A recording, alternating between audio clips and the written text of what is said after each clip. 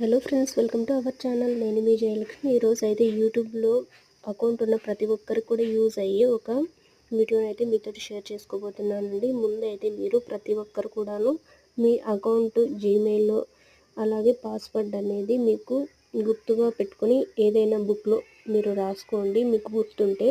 లేదంటే కనుక మీరు ఫోన్ మార్చినప్పుడు కానీ లేదా ఫోన్ నెంబర్ మార్చినప్పుడు కానీ అకౌంట్ అనేది మళ్ళీ కొన్న అకౌంట్ అనేది మళ్ళీ తిరిగి రాదండి. అలాగా నేను ఒక ఛానల్ అయితే పోగొట్టుకున్నాను.